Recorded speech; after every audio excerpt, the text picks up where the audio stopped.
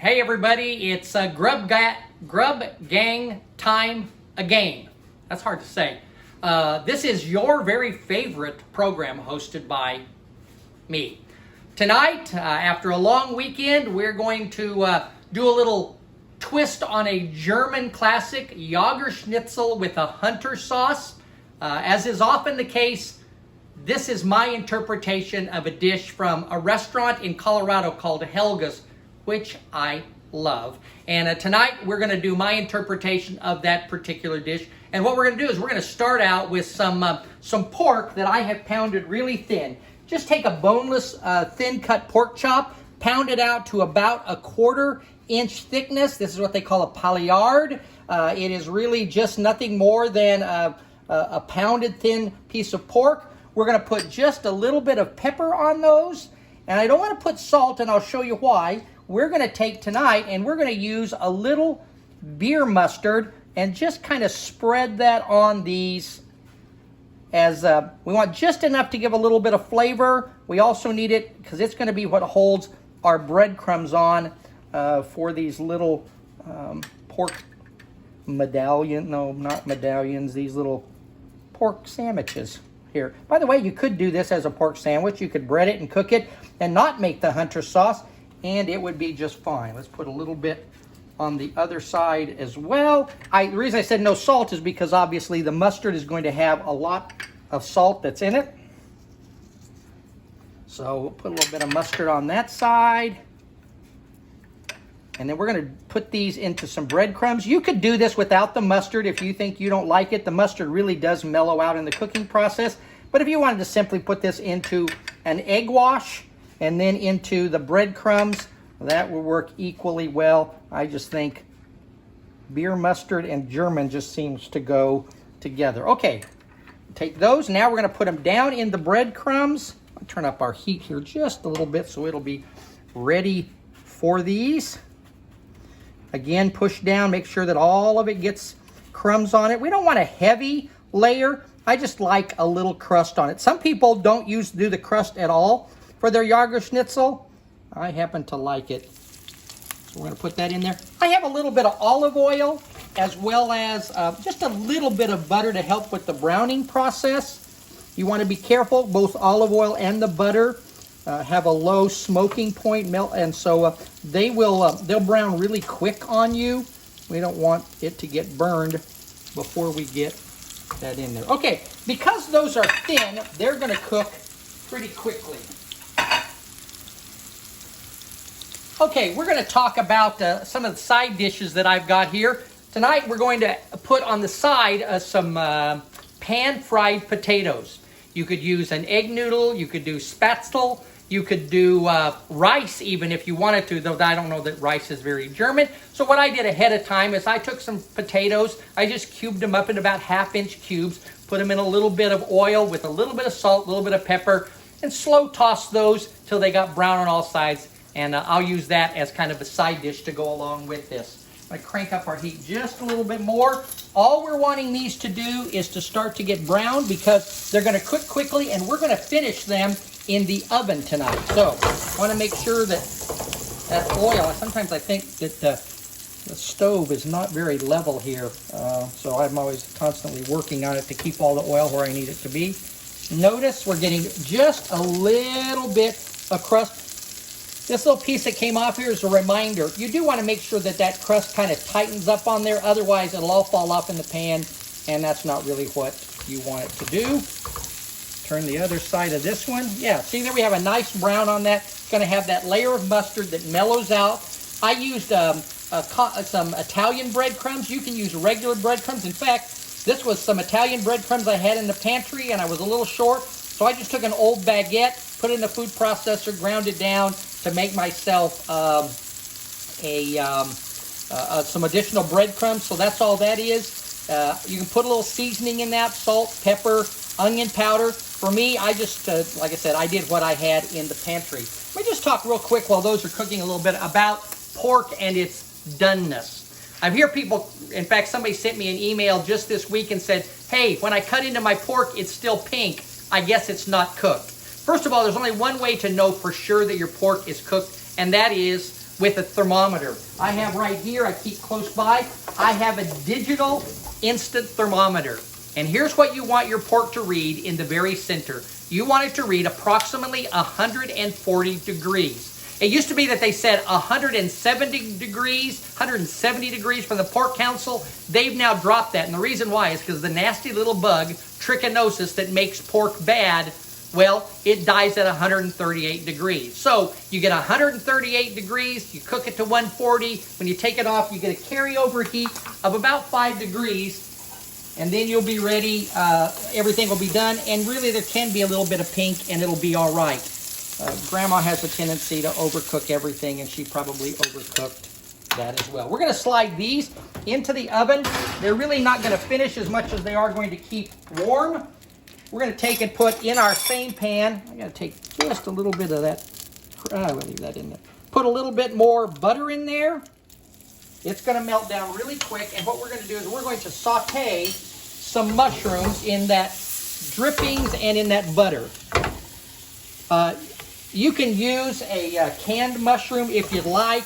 I just think they kind of get soggy. What we want for these is we just want these in here to pick up a little bit of color before we add the other ingredients. Tonight I'm not going to use, this would be the place that I might add in some chopped onion, but tonight what I'm going to do is I'm actually going to use some onion flakes. Here's what they look like. They're dried.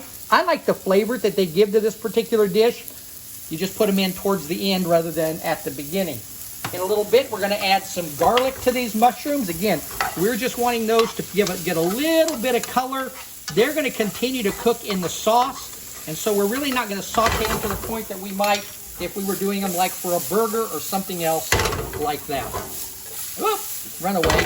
Okay, put the garlic in. You know the rule on garlic, right? When you can start to smell it, then it's time for you to go to the next ingredient because you don't want it to burn. I've got a pretty hot pan here, so we want to make sure. I can almost smell the garlic right out of the pan as it goes right away. It's going to all cool off here pretty quick, so we're going to put some liquid in it. I'm going to use just a little bit of flour. I want to cook some of that flour taste out before we add our liquid. It will also help me when it comes time to thicken this particular sauce. So let's stir that around very quickly. Maybe you can have just a little bit more of that in there. We can also thicken it at the end with a little cornstarch slurry, which is cornstarch and water. You can thicken it with equal portions of butter and flour, soft butter and flour that are stirred together. You can also use arrowroot, but don't ask me how because I never use arrowroot. So you can see it's making just a little bit of a paste there. That's what we want. We want to now deglaze that pan. I'm going to deglaze that pan with a little port wine. Again, if this is not something that you want to use, you can deglaze it with a little bit of the beef stock that we're going to add in there. I like the fruity flavor that this is going to add, kind of a back note in our sauce. But again, as with often the case when we use something that has alcohol in it, we want that to cook down and cook a little bit of the bitterness off, leaving us only the good flavor. You notice that the alcohol is coming off that very quick. If that was really a show-off, I'd light it, but we're not going to do that today because I haven't had a haircut in weeks. It might all go up in flame. You can see how that flour already is making that kind of a little paste there. Let's add now a little bit of beef stock or beef bouillon, beef broth, whatever you have in the cabinet. I want to turn my heat up again because this is, whenever you use something that's thickening, it will not come to its fullest thickening potential until it comes to a boil. So we're going to want that to come to a boil. We're going to season this with a little bit of salt and a little bit of black pepper. In fact, I like the black pepper in it. We're going to put just a little bit of parsley in there. And here's where we're going to add those dehydrated or dried onions. They will swell up and be part of that. Like I said, I just happen to like, I got a couple of recipes that I prefer that over an onion. It gives a strong onion flavor, and that with everything else that we have here Okay, what we want that to do now is we want that to come to a boil and thicken it up. And if it doesn't, even it isn't at the thickness we want, then we'll add a little bit of a slurry here to get that to the thickness. So let's move over here to this other burner where I have rendered down some bacon.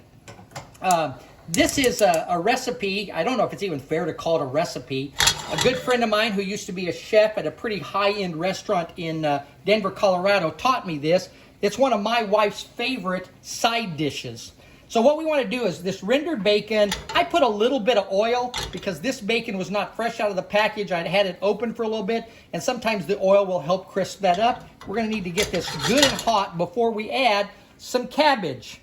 Just regular green cabbage. You know, Germans like their cabbage. They like red cabbage. They like pickled cabbage, sauerkraut. I'm not a big sauerkraut fan, but this gives me that same kind of flavor profile. We're just going to use the bacon with some salt and pepper and kind of almost do a quick, I guess we'd call it a German stir fry.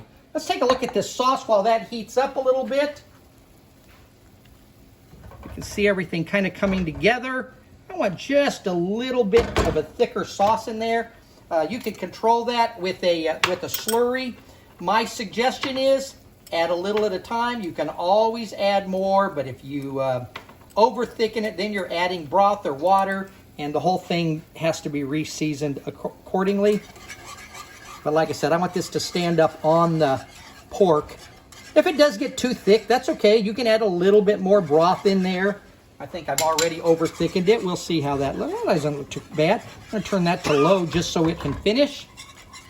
That's my camera person. She is protesting because we didn't do a video last night, so she didn't get to be part of the cooking. So as a result of that, she's going to let her presence be known. So she's back there coughing. Don't worry. She's not sick. She can't be. She's been locked up with me for almost a month. So anyway, okay, there's our sauce here. Let's do a quick taste and see if it's going to need any seasonings. I think it's just about where we want it to be. Our bacon over here is hot. Here's what we're going to do. Now remember, this cabbage is going to wilt down. It's going to look like a lot there. This is probably going to end up only being enough for about 2 people. We're going to put a little bit of salt in there. That'll also help break down that cabbage. You don't really want to make it mushy like if it was a pickled cabbage. What we want to do here is we want something that will still have a little bit of a bite, a little bit of a crunch to it.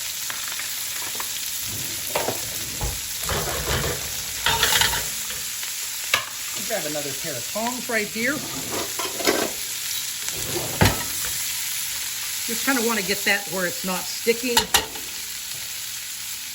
And as I said, all we're wanting it to do is crisp up. I mean, it's to just kind of coat and just start to wilt.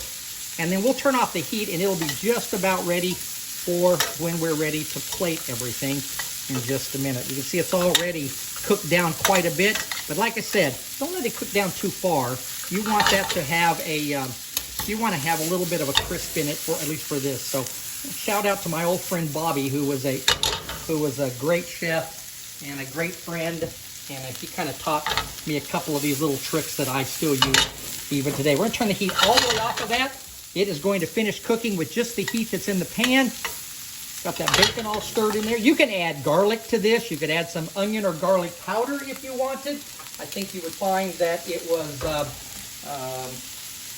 enough just with the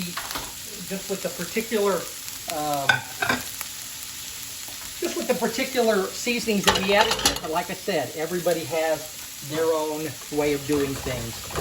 Okay, remember that a sauce is going to be thinner on the stove than it is when you put it on. So I see here that I've got it a little thicker than I want. So all I'm going to do, well, I have just a little bit of that tawny pork there. I'll just put it in there. See if that will give us enough liquid. Again, it's so hot in here that, I mean, in that pan, that alcohol, that any that's in it is going to be, for the most part, come right out of there. Okay, it is time for us to plate everything. So let's take a look at, first of all, our pork that is inside of the scallopinied pork, I guess we would say. It should be all done in here. I'm going to go ahead and take out one of those, put it on the plate. And then, like I said, I had pre-prepared some potatoes. So we're gonna put those on the side here. A little bit of that sauce over our pork. Kind of getting a nice even of the mushrooms. Put just a little more parsley for color on that. We'll put some of this cabbage on the side. You could serve this with a big piece of rye bread, or light or dark, or just a piece of sourdough or coarse bread. I always think that German meal seems to need to have some kind of bread alongside of it. I'm going to put just a few of these fried potatoes. There's no real recipe to those, but we'll put just a few. I like them where they're going to sop up some of that. And there we have it tonight. There is our Jagerschnitzel with a hunter sauce, fried potatoes, and then a bacon wilted cabbage.